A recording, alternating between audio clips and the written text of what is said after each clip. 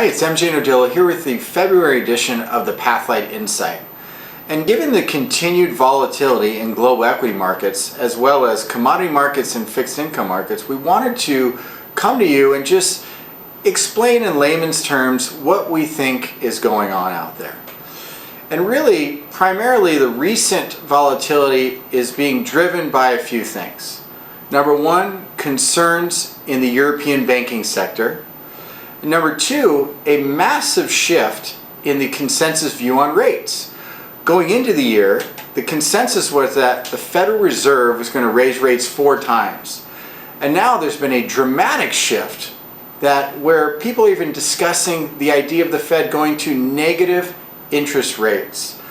Now this massive shift in consensus, I think, speaks to the lack of conviction of market participants as well as some of the fragility, but it's also leading to a big sell-off in anything financial services related.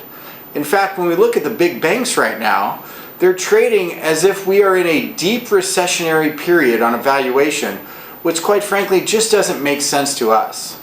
However, on that note, what's going on with respect to that thinking is that there are two dramatically opposed factions. There are those that believe the U.S. economy is still growing at a moderate pace and will continue to chug along, and it's a pace that's sustainable for the foreseeable future. But it also appears that there's an equally sized and equally vocal camp of those that think we are either in a current recession or very near another imminent recession. And these two factions are playing a tug of war, which is really enhancing and creating the volatility throughout most global equities, and in particular those in the financial services sector. However, when we take a step back and look at the facts, what's really going on, not in financial markets but in the real economy, there's one undeniable truth, and that is that labor markets are still showing extreme strength and very solid resilience despite all of that which is going on. And it is highly unusual to be entering a recessionary period with such strong labor markets.